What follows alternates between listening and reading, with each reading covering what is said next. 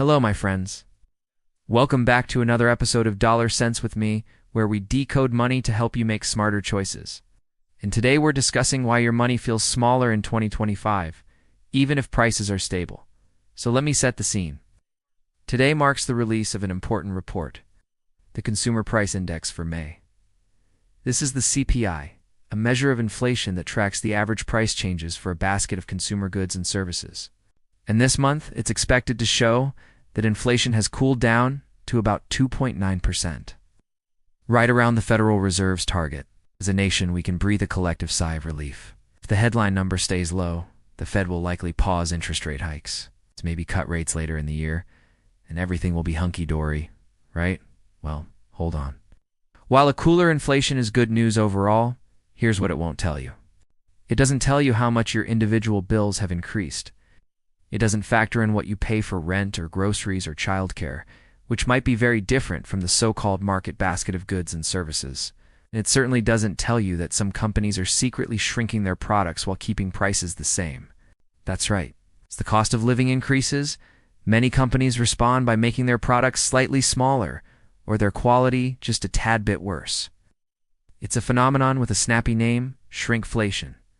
Let's take a look at how it works. Imagine you love these crispy treats. They come in a variety of sizes from small to large. You usually buy the medium bag because it's your favorite size. Then one day you notice the small bag looks exactly the same as the medium bag, but the price is lower. At the same time, the large bag now contains 30 fewer cookies for the same price. Now what? Companies aren't selling more cookies per bag? They're just giving you less. It's happening across industries. The Wall Street Journal recently reported that Ben & Jerry's ice cream pints have shrunk from 48 ounces to 46.9 ounces, but the price remains the same. Similarly, Quaker's instant oatmeal cups have dropped from 34 ounces to 31.5 ounces.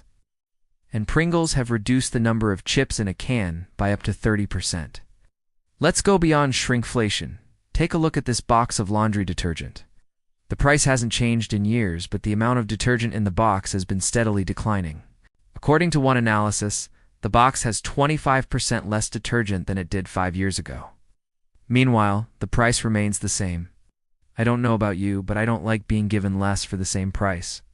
It kind of feels like a sneaky form of inflation. Well, that's exactly what it is. Companies are finding ways to cut costs and increase their profit margins without raising prices. After all, they have to keep doing business. And if they're not going to pass higher input costs on to consumers, they have to find ways to absorb them. And passing on smaller portions seems to be a popular choice. You know what else is a popular choice? Thumbs up. If you're enjoying this video, please hit the thumbs up button to stay updated with our latest episodes. Now, shrinkflation affects us all, but some people are more vulnerable than others. What if you're watching this video because you're planning to move to New York City, where the median rent is about to top $5,000 a month? You have 2 kids in daycare, and your grocery bill is sky high. We'll tell you that overall inflation is cooling, but it doesn't tell you how much your rent or childcare costs have increased. In fact, the inflation rate you experience personally may be much higher than the national average. Let's dive deeper into this concept. When the government calculates the inflation rate, it uses what's called a cost of living index. It's often referred to as the CPI, to calculate the CPI. The government creates a hypothetical consumer who spends money on a fixed set of goods and services each month. For example, this consumer might spend money on housing, transportation, food, clothing, and healthcare. Based on this spending, the government can calculate how much more expensive those goods and services are today compared to a base period. This gives us the inflation rate. But here's the thing. This hypothetical consumer doesn't exist in real life. The truth is, everyone's spending habits are different. Some of us spend more on travel, others spend more on groceries.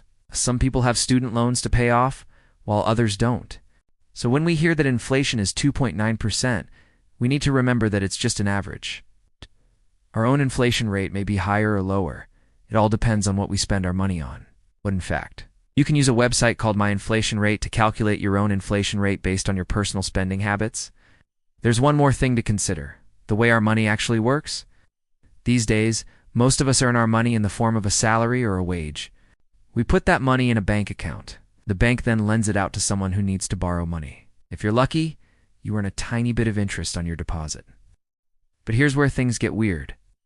With the CPI at 2.9, your savings may be earning less than that in interest. In other words, you're actually losing money slowly over time. Yes, I know it sounds crazy. It's almost like reverse economics. So let's say you have $10,000 in your bank account earning 2% interest. This is why having a high-yield savings account can be beneficial. At least there you can earn 3.75% interest. So your $10,000 will grow to $10,375, which will have the same buying power as $10,000 at the start of the year. Some people might think this is a small price to pay for peace of mind, while others might think it's too risky. What do you think? So what should you do in this environment? Here are 3 strategies to consider. First, move your savings to a high-yield savings account. Banks are currently offering rates of 3.75 to 4.25%. Second, diversify your investments. Consider investing in assets that historically offer some protection against inflation, such as Treasury inflation-protected securities, also known as TIPS, or real estate. Finally, track your own lifestyle inflation index every few months.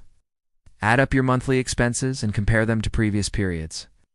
If you notice any significant increases, try to find ways to offset them. For example, negotiate lower rates for your recurring expenses, such as insurance or cable, or switch to more affordable alternatives. At the end of the day, managing your finances during times of high inflation requires constant vigilance and adaptation. By diversifying your savings, you can protect yourself against sudden price jumps and economic downturns.